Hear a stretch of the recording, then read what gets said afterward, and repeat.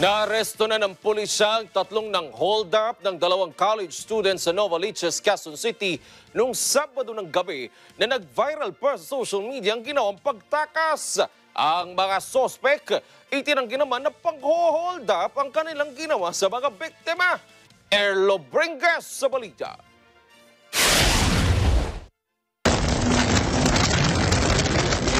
Mala Tom Cruise ang eksena ng naging paghabol na yan ng isang motovlogger sa tatlong magkakaangkas sa motorsiklo sa Belfast Avenue sa Barangay Pasong Puti, Quezon City noong Sabado ng gabi. Sa video, madidinig na pinahihinto pa ng vlogger ang mga magkakaangkas sa motorsiklo.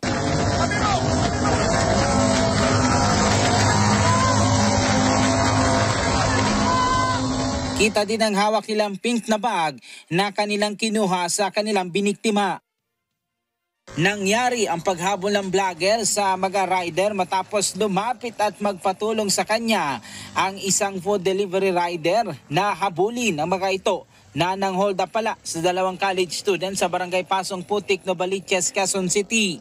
Ayon sa uploader ng video na si Jet Lau, tumulong din ang isang delivery rider sa paghabol. Ngunit makalipas ang ilang minutong habulan, hindi nila naabutan ng mga suspect na malapalos sa pagtakas papalayo. May lumampas sa aking motor na tatlong magkaangkas. Tapos medyo matulin talaga. Tapos yung kasunod doon, Grab rider, siguro, sir, magnanakaw po yun, magnanakaw. Papatulong sir, habol. So kaya inahabol na rin namin. Tapos napansin ko, medyo ayaw talaga niya tumigil. Parang pwede ko siyang gitgitin, nalampasan natin siya. Kaya lang talagang magpapakamatay talaga itong mga bata na to. Kaya talagang medyo delikado talaga. Mura nila ako na parang huwag kong pakialaman, parang something ganun eh. Sa ikinasang follow-up operation ng QCPD, arestado linggo ng hapon sa North Caloocan ang tatlong suspect na kinilalang si Patrick Alwin Santos, Blaisel Ben Bacaro at isang John Rick Baran. Nakakuha din sa kanila ang motorsiklo na gamit nila sa pagtakas. Ayon sa QCPD, napag-alaman nila kaagad kung saan nakatira mga suspect kaya agad silang nagkasa ng follow-up operation. Pero bago pa man nila ito maaresto, isinuko na mismo sila ng kanilang mga nanay. Doon kadaling araw na sisiruin na natin ang lugar nung pagputok ng araw, alam na natin kung nasaan. So nakaramdam na rin siguro yung mga loko. Tinanggal ang mga fairings ng motor, tinanggal ang plate number. Dahil yun nga, feeling nila, makaka-escape pa sila.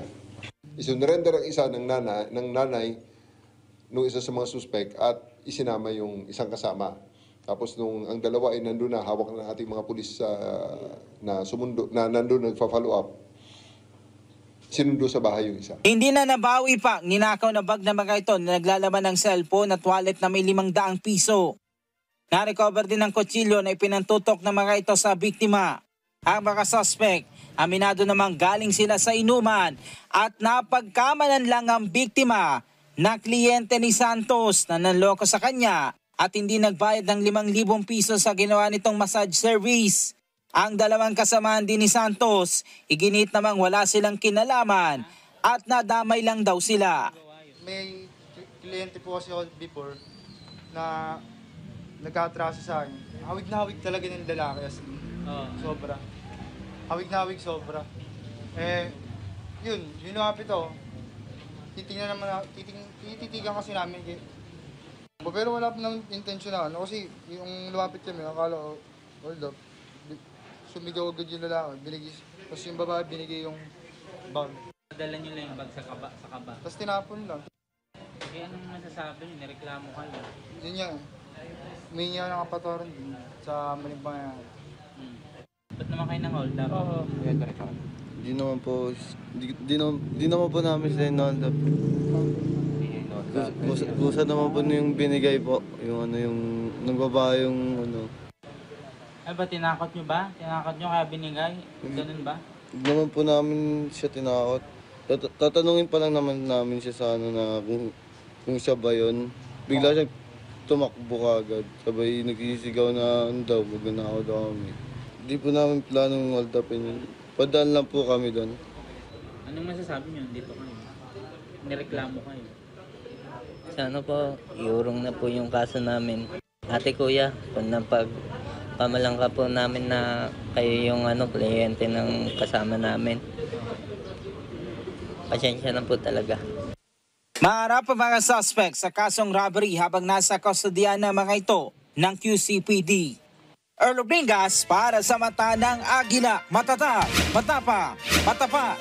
Maraming salamat sa inyo pong pagsubaybay sa Mata ng Agila. Para malaman ang matatag, matapang at matapat na mga balita, i-follow lamang po at mag-subscribe sa AtNet25 TV.